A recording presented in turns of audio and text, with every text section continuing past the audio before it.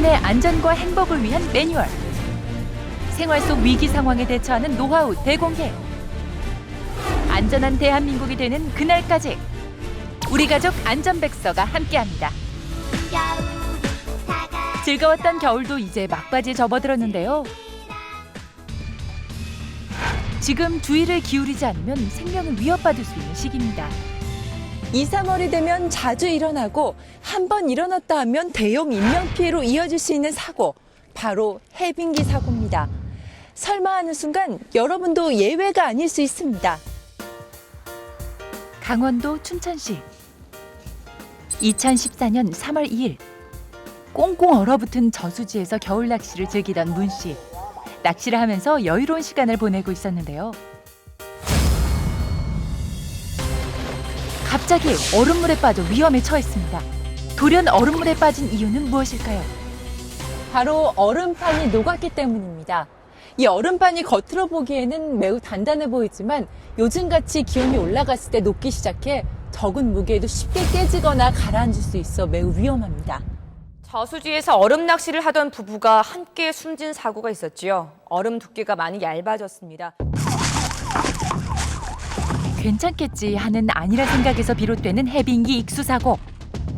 더 큰 문제는 얼음 아래에 있는 차가운 물이 생명을 위협한다는 것입니다. 차가운 물에 빠지게 되시면은 많은 물을 흡입하거나 많은 물을 흡입하지 않더라도 후두경련이 일어나서 기도 폐쇄가 발생하고요. 저산소증으로 인해서 호흡 부전 및 심하면 사망에 이를 수가 있습니다. 만약 당신이 얼음물에 빠졌을 때 얼음물에서 탈출하는데 이것밖에 없다면 도움이 될 것 같은 물건은 어떤 걸까요? 직접 시민들에게 물어봤습니다.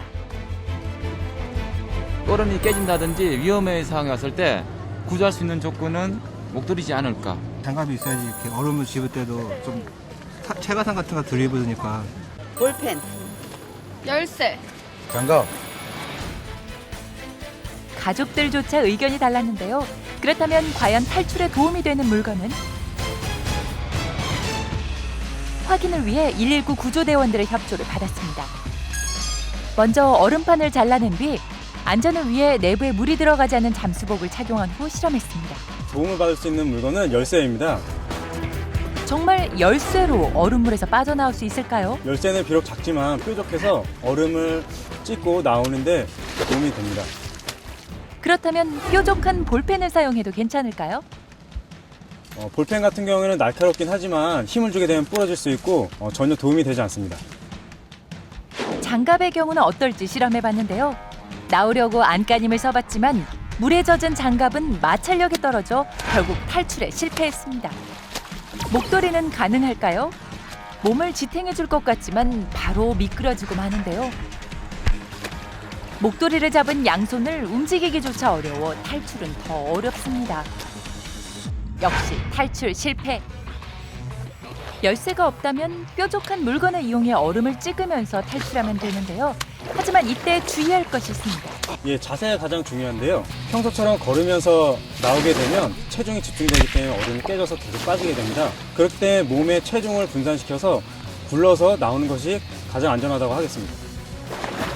기어서 나올 경우엔 팔꿈치나 무릎에 무게가 실려 얼음판이 다시 깨질 위험이 높습니다. 반드시 걸어왔던 방향으로 굴러서 탈출해야 안전하다는 사실 잊지 마세요.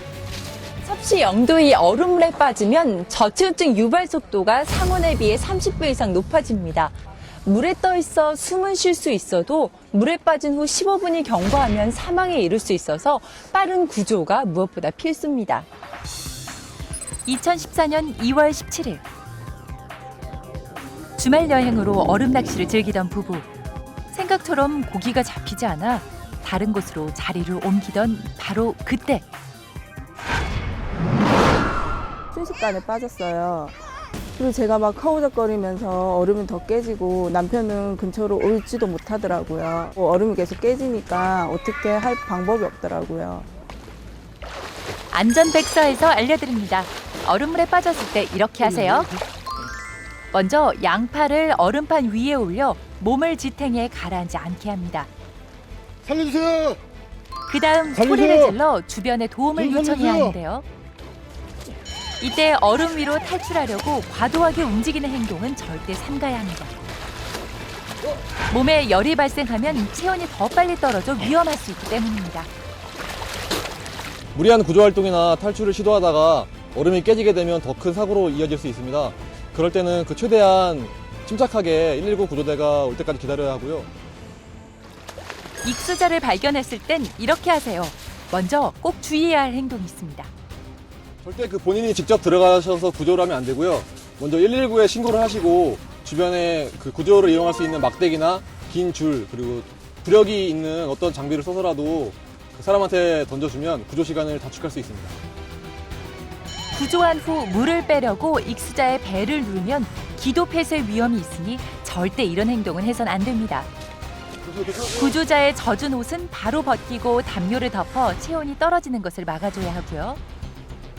최대한 빨리 가까운 병원으로 이송시켜 적절한 치료를 받도록 합니다.